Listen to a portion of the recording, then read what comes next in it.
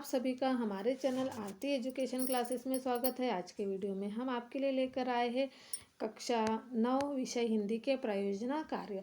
तो आइए हम आपको बता देते प्रयोजना कार्य किसे कहते हैं। प्रयोजना कार्य प्रोजेक्ट कार्य को ही कहा जाता है। जो प्रोजेक्ट कार्य आपके वार्षिक परीक्षा में इसके नंबर जोड़े जाते हैं। तो पिछले वीडियो में हम आपके लिए कुछ प्रोजेक्ट कार्य लेकर आए थे कक्षा 9 विषय हिंदी के। तो इस वीडियो में हम बचे हुए आपके लिए प्रोजेक्ट कार्य लेकर आए हैं। तो आइए हम देखते हैं, लेकिन उससे पहले यदि आपने हमारे चैनल को सब्सक्राइब नहीं किया है तो सब्सक्राइब ज़रूर कर लीजिए। यहाँ पर हम लेकर आए हैं प्रयोजना कार्य 4। तो देखिए प्रयोजना कार्य 4 में क्या दिया। वर्षा के आने पर आसपास के वातावरण में हुए परिवर्तनों को ध्यान से देखकर एक अनुच्छेद लिखिए। वर्षा ऋतु संबंधी चित्रों को भी बनाइए। तो देखिए वर्षा के आने पर आसपास के वातावरण में हुए परिवर्तन के बारे में हमें यहाँ लिखना है। तो वर्षा ऋतु का हमारे जीवन में बहुत महत्व है। हमारा देश कृषि प्रधान है और हमारी कृषि मानसून पर ही निर्भर है। ग्रीष्म की प्रचंड गर्मी से तपती हुई धरती पर जब वर्षा की फुहारें पड़ती है तो धरती की प्यास बुझ जाती है। नए अंकुर फूट पड़ते हैं, चारों ओर हरियाली छा जाती है और निर्जीव धरातल में नव जीवन का संचार हो जाता है। वर्षा की फुहार पड़ते ही मिट्टी की सीधी गंध चारों ओर फैल जाती है। वर्षा ऋतु में चारों ओर मनोरम दृश्य दिखाई देते हैं। घनघोर काले बादल से आकाश ढक जाता है। कभी कभी इंद्रधनुष्य की सतरंगी छटा से आकाश का सौंदर्य और मनोरम हो जाता है। वर्षा के आते ही किसान खेती बाड़ी के काम में जुट जाते हैं। वीरान खेतों में चारों ओर हल बैल दिखाई देने लगते हैं। वर्षा ऋतु में गांव का दृश्य बहुत मनोरम हो जाता है। यह देखिए वर्षा ऋतु का चित्र पूरा हरा भरा है। शहरों में वर्षा ऋतु में चारों ओर सड़कों में पानी भर जाता है। गंदगी होने से मच्छर पनपने लगते हैं, जिससे मलेरिया और डेंगू होने का खतरा भी बढ़ जाता है। नदी नाले और तालाब आदि में पानी की पूर्ति वर्षा से ही होती है और धरती पर चारों ओर हरियाली छा जाती है। उसके बाद हमारा अगला प्रयोजना कार्य है प्रयोजना कार्य 5। कुछ ऐसे व्यक्ति भी हुए हैं जिनकी जन्मभूमि अन्य देश है, लेकिन उन्होंने अपने कर्मभूमि भारत को बनाया।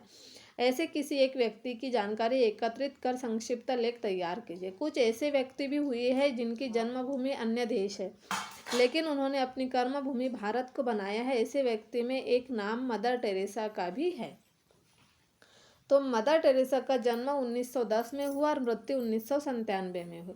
मदर टेरेसा का जन्म यूगोस्लेविया में एक अल्बानियाई दंपत्ति के यहाँ हुआ था। पहले उनका नाम एग्नेस था। भारत में वे 18 वर्ष की आयु में ईसाई धर्म के मिशनरी में कोलकाता आई थी। उन्होंने 2 वर्ष प्लारेंटो संघ कॉन्वेंट में शिक्षा का काम किया, किंतु वे दोनों अनाथों और रोगियों की दशा से द्रवित हो उनकी सेवा शुश्रूषा में प्रवृत्त हो गई। अब उनका नाम एग्नेस के बजाय टेरेसा हो गया था, जो दीन दुखियों की सेवा का पर्याय बन गया था। मदर टेरेसा ने मिशनरीज ऑफ चैरिटी नामक संस्था बनाई, जिसका काम तेजी से बढ़ा। भारत में तो उनके सेवा केंद्र थे ही, अन्य देशों में भी लगभग 600 सेवा केंद्रों की स्थापना मदर टेरेसा ने की थी। वे सन 1948 में भारत की नागरिक बनी। मदर टेरेसा के सेवा कार्य पर किसी जाति, धर्म तथा संप्रदाय का ठप्पा लगाना ठीक नहीं। मदर टेरेसा ने एक महान साध्वी के रूप में अपना सारा जीवन नीली किनारी की 2 सादी धोतियों में बिताया। उनकी संस्था को सन 1950 में वेटिकन के पोप में मान्य किया था। मदर टेरेसा की निस्वार्थ सेवा से प्रभावित होकर भारत और विश्व की अनेक संस्थाओं ने उन्हें पुरस्कार और सम्मान प्रदान किए। सन 1979 में उन्होंने नोबल शांति पुरस्कार से सम्मानित किया गया और 1980 में भारत सरकार ने मदर टेरेसा को भारत रत्न से अलंकृत किया था। सन 2003 में उन्हें धन्य घोषित किया गया। भारतीयों को इस बात पर गर्व है कि मदर टेरेसा ने भारत की हो जाने के बाद भी विश्व भर को अपनी सेवा के दायरे में लिया। सन 1997 में परम साध्वी मदर टेरेसा का देहांत हुआ। फिर अगला प्रयोजना कार्य है हमारा प्रयोजना कार्य 6। भारतीय ऋतु चक्र में 6 ऋतुएं मानी गई है। उन सभी ऋतुओं के नाम लिखकर किसी एक ऋतु पर अनुच्छेद लिखिए। भारतीय ऋतु चक्र के 6 ऋतुएं निम्नलिखित है: वर्षा ऋतु, शरद ऋतु, हेमंत ऋतु, शिशिर ऋतु, बसंत ऋतु और ग्रीष्म ऋतु। वर्षा ऋतु पर अनुच्छेद: भारत ऋतु प्रधान देश है। भारत में ग्रीष्म ऋतु के बाद 15 जून से 15 अक्टूबर तक का समय वर्षा ऋतु का माना जाता है। प्रचंड गर्मी के बाद आने वाले मानसून से धरती हरी भरी होने लगती है। ग्रीष्म के बाद आने वाली वर्षा जनमानस में उल्लास खुशहाली भर देती है। कृषकों के जोते गए खेत में धान एवं अन्य खरीफ की फसलें बोई जाती है। तालाबों नदियों में जल का स्तर बढ़ने लगता है। वर्षा से भूमिगत जल का स्तर बढ़ जाता है। कृषक फसलों के बोने से लेकर उगने तक के स्वरूप को देखकर आनंदित हो जाते हैं। ग्रीष्म की तपन से छुटकारा मिलता है। पर्यावरण के लिए वर्षा वरदान है। बाग बगीचे, पेयजल, कृषि उद्योग सभी को जल की आपूर्ति होती है। वर्षा ऋतु सभी को बहुत प्यारा है। फिर है प्रयोजना कार्य 7। अपने घर के आसपास देखिए और पता लगाइए कि नगर पालिका ने क्या क्या काम करवाए हैं। हमारी भूमिका उसमें क्या हो सकती है, लिखिए। नगर पालिका नगर विकास से संबंधित समस्त योजनाओं का क्रियान्वयन, निर्माण कार्यों का संपादन, पर्यवेक्षण और नियंत्रण आदि महत्वपूर्ण कार्य करती है। हमारे घर के आसपास नगर पालिका ने बहुत सारे काम करवाए हैं, जैसे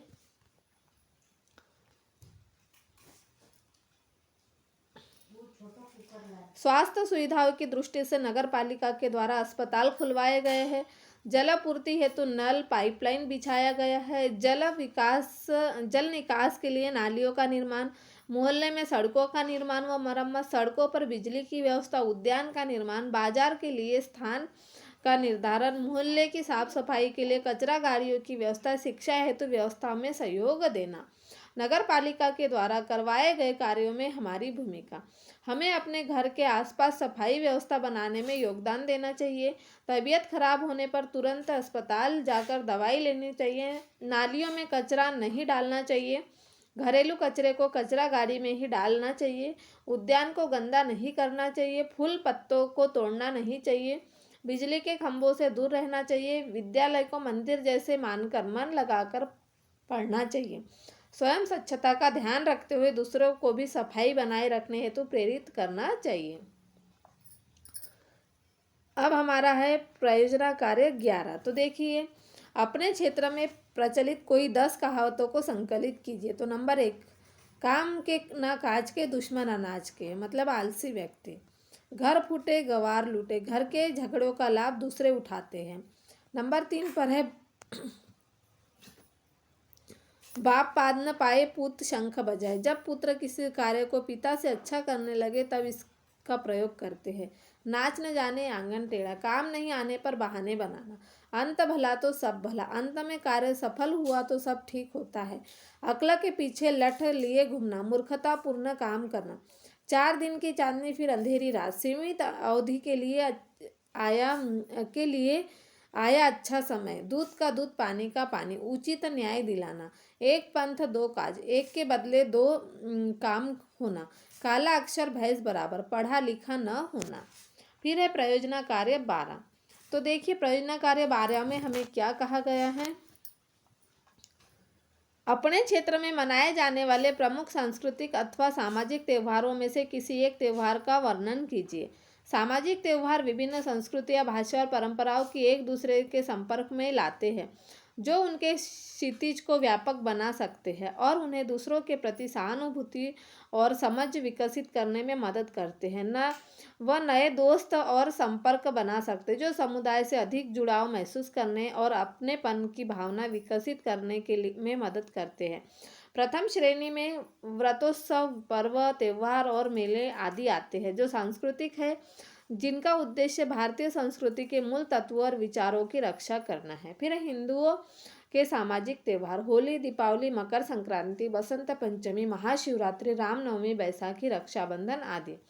तो देखिए, हम होली के बारे में बताएंगे। बसंत ऋतु में मनाया जाने वाला एक महत्वपूर्ण भारतीय और नेपाली लोगों का त्योहार है। यह पर्व हिंदू पंचांग के अनुसार फाल्गुन मास की पूर्णिमा को मनाया जाता है। होली रंगों का तथा हंसी खुशी का त्योहार है। यह भारत का प्रमुख और प्रसिद्ध त्योहार है, जो आज विश्व भर मनाया जाने लगा।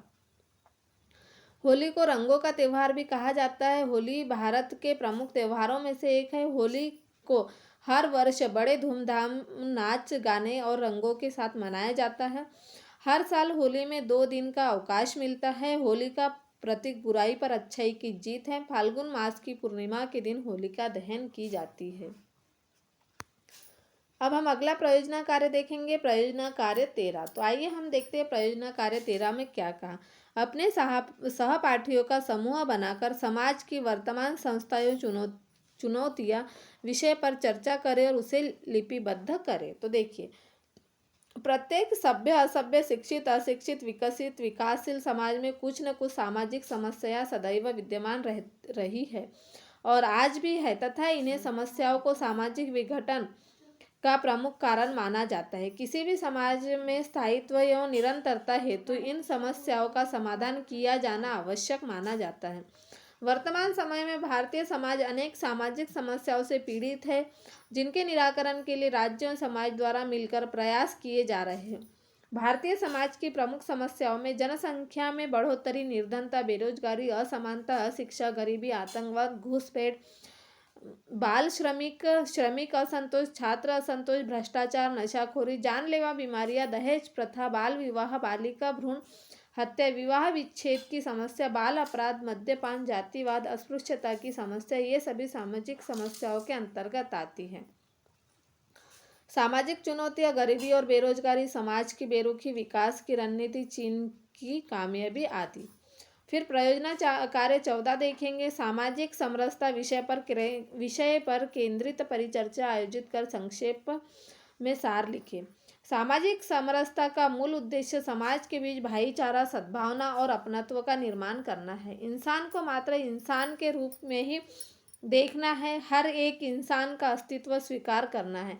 किसी के साथ जात पात, धर्म, क्षेत्र, संप्रदाय या भाषा के आधार पर भेदभाव नहीं करना है, बल्कि उनके साथ मिलजुल कर चलना है।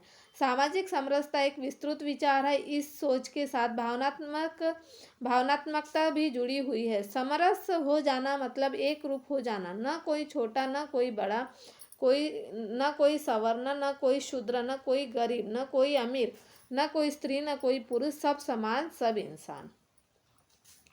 फिर प्रोजेक्ट कार्य 15 देखेंगे, बचपन में सुनी गई किसी कहानी का स्मरण कर उसे लिपिबद्ध करें। बचपन की सुनी कहानी। एक किसान था जिसके 4 बेटे थे जो हमेशा एक दूसरे से झगड़ते रहते थे। यह देख किसान बहुत परेशान रहता था और उनको लेकर बहुत चिंतित रहता था। उन्हें एकता का महत्व सिखाने के लिए वह कुछ छड़ी लेकर आए और उसे 2 भागों में तोड़ने को कहा। सभी बेटों ने बिना देर लगाए तुरंत छड़ी तोड़ दी। बाद में पिता ने प्रत्येक को लड़कियों का एक गुच्छा तोड़ने के लिए दिया और इस बार कोई भी नहीं तोड़ सका। तब किसान ने कहा, प्यारे बेटो, अगर तुम साथ रहोगे तो तुम्हें कोई नुकसान नहीं पहुंचा सकता, वरना तुम उन टूटी हुई लकड़ियों की तरह हो जाओगे। कहानी सुनकर हमें किसान के बेटे के रूप में अपनी गलती का एहसास हुआ और हमने अपनी दादी से खेद व्यक्त किया और वादा किया कि हम फिर कभी नहीं लड़ेंगे। प्रयोजना कार्य 16, मुंशी प्रेमचंद की किसी एक कहानी को अपनी क्षेत्रीय बोली में लिखिए। मुंशी प्रेमचंद की कहानी बंद दरवाजा। सूरज क्षितिज की गोद से निकला, बच्चा पालने से वही नहीं स्निग्धता, वही लाली, वही खुमार, वही रोशनी। मैं बरामदे में बैठा था, बच्चे ने दरवाजे से झांका, मैंने मुस्कुरा कर पुकारा, वह मेरी गोद में आकर बैठ गया। उसकी शरारतें शुरू हो गई, कभी कलम पर हाथ बढ़ाया, कभी कागज पर, मैंने गोद से उतार दिया। वह मेज का पाया पकड़े खड़ा रहा, घर में न गया, दरवाजा खुला हुआ था। एक चिड़िया फुदकती हुई आई और सामने के सहन में बैठ गई। बच्चे के लिए मनोरंजन का यह नया सामान था। वह उसकी तरफ लपका, चिड़िया जरा भी न डरी। बच्चे ने समझा अब यह परदार खिलौना हाथ आ गया। बैठकर दोनों हाथों से चिड़िया को बुलाने लगा। चिड़िया उड़ गई। निराश बच्चा रोने लगा, मगर अंदर के दरवाजे की तरफ ताका ही नहीं था, दरवाजा खुला हुआ था। गरम हलवे की मीठी पुकार आई। बच्चे का चेहरा चाव से खिल उठा। खोचे वाला सामने से गुजरा। बच्चे ने मेरी तरफ याचना से देखा। उसकी आंखें रोश में परिवर्तित हो गई, यहाँ तक कि जब मोड़ आ गई तो खोचे वाला आँख से ओझल हो गया। शेष ने पुरजोर फरियाद की, सूरत आखी अख्तियार की, मगर मैं बाजार की चीज़ें बच्चों को नहीं खाने देता। बच्चे की फरियाद ने मुझ पर कोई असर न किया। मैं आगे की बात सोचकर और भी तन गया। कहा नहीं सकता बच्चे ने अपनी माँ की अदालत में अपने में अपील करने की ज़रूरत समझी या नहीं। आमतौर पर बच्चे ऐसी हालत में माँ को अपील करते हैं। शायद उससे कुछ देर के लिए अपील मुलतवी कर दी ही। उसने दरवाजे की तरफ रुख न किया। दरवाज़ा खुला हुआ था। मैंने आंसू पोंछने के ख्याल से अपना फाउंटेन उसके हाथ में रख दिया। बच्चे को जैसे सारे जमाने की दौलत मिल गई। उसकी सारी इंद्रियां इस नई समस्या को हल करने में लग गई। एकाएक दरवाज़ा हवा से खुद ब खुद बंद हो गया। पट की आवाज़ बच्चे के कानों में आई। उसने दरवाजे की तरफ देखा। उसकी वह व्यस्तता तत्क्षण लुप्त हो गई। उसने फाउंटेन को फेंक दिया और रोता हुआ दरवाजे की तरफ चला, क्योंकि दरवाजा बंद हो गया था। फिर प्रायोजना कार्य 17 देखते हैं। लोक संस्कृति की संरक्षण के लिए क्या क्या कार्य किया जाना चाहिए, लिखिए। तो लोक संस्कृति के संरक्षण। लोक संस्कृति के संरक्षण के लिए लोक कलाओं को प्रोत्साहन देना हमारा सामाजिक कर्तव्य है। राज्यपाल, हिंदुस्तान समाचार पश्चिम क्षेत्र सांस्कृतिक केंद्र के अध्यक्ष और राज्यपाल कलराज मिश्र ने आम जन से लोक संस्कृति के संरक्षण के लिए लोक कलाओं और हस्तशिल्प उत्पादों को दैनिक जीवन में अधिकाधिक अपनाने का आह्वान किया। सांस्कृतिक विरासत के संरक्षण का कार्य भारतीय पुरातत्व सर्वेक्षण और भारत के राज्य पुरातत्व विभागों के अधिकार क्षेत्र में आता है। इसके अलावा Indian national trust for art and cultural heritage इस क्षेत्र में सक्रिय रूप से काम कर रहा है। लोक संस्कृति का कोई लिखित स्वरूप नहीं होता, बल्कि यह मौखिक रूप से ही पीढ़ी दर पीढ़ी हस्तांतरित होती रहती है। इसकी कोई ऐसी संस्था नहीं है जो व्यवस्थित रूप से प्रशिक्षण दे सके। इसके धर्म, साहित्य, संगीत, लोक गाथाओं तथा विश्वासों के प्रशिक्षण को ही महत्वपूर्ण माना जाता है। प्रयोजना कार्य 18। कोई 20 कवि लेखकों के चित्र एकत्रित कर फोटो संग्रह एल्बम बनाइए। तो देखिए, सूर्यकांत त्रिपाठी निराला, महादेवी वर्मा, रामधारी सिंह दिनकर, माखनलाल चतुर्वेदी, मैथिली शरण गुप्ता, मोहन राणा, सुमित्रा नंदन पंत, जयशंकर प्रसाद, हरिवंश राय बच्चन, भारतेंदु हरिश्चंद्र, भवानी प्रसाद मिश्र, गजानन माधव मुक्तिबोध, आचार्य रामचंद्र शुक्ल, फणीश्वर नाथ रेणु, सुभद्रा कुमारी चौहान, मुंशी प्रेमचंद, सूरदास, कबीरदास, तुलसीदास, महावीर प्रसाद द्विवेदी। यह इस तरह से हमने 20 कवियों के चित्र यहाँ पर लगा दिए हैं। आप भी इन्हें लगा लीजिए। फिर है प्रयोजना कार्य 19। प्रोजेक्ट कार्य 19 में हम देखेंगे आकाशवाणी दूरदर्शन के समाचार वाचकों से समाचार सुनकर अथवा साक्षात्कार के आधार पर अपने नगर ग्राम के प्रतिष्ठित व्यक्ति का साक्षात्कार लीजिए, उनसे लिपिबद्ध कीजिए। आकाशवाणी का समाचार सेवा प्रभाग NSDAIR ने लोकसभा और 4 राज्यों में विधानसभा चुनावों के प्रामाणिक और नवीनतम परिणाम प्रदान करने के लिए व्यापक व्यवस्था की है। पहली बार देश का सबसे बड़ा रेडियो नेटवर्क आकाशवाणी लगातार 40 घंटे के लिए चुनाव परिणामों पर विशेष कार्यक्रम प्रसारित करेगा। आकाशवाणी का समाचार सेवा प्रभाग हिंदी और अंग्रेजी में द्विभाषी कार्यक्रम विशेष जनादेश 2019 23 मई को सुबह 7 बजे से 24 मई को सुबह 11 बजे तक प्रसारित किया। इसी तरह देश भर आकाशवाणी के सभी 46 क्षेत्रीय समाचार इकाइयाँ अपने अपने राज्यों की क्षेत्रीय भाषाओं में विशेष कार्यक्रम और समाचार बुलेटिन प्रसारित करेगी। तो इस तरह से हमने यहाँ प्रयोजना कार्य 19 तक पूर्ण कर दिए। पिछले वीडियो में भी हम कुछ प्रयोजना कार्य लेकर आए थे कक्षा 9 के हिंदी। इस वीडियो में भी हम आपके लिए बचे हुए प्रोजेक्ट कार्य लेकर आए हैं। तो इस तरह से यदि आपको हमारे वीडियो अच्छे लगे हो तो हमारे चैनल को सब्सक्राइब ज़रूर कर लीजिए और बेल आइकन को प्रेस करना ना भूलिए, ताकि आपको हमारे आने वाले वीडियो के नोटिफिकेशन मिलते रहेंगे।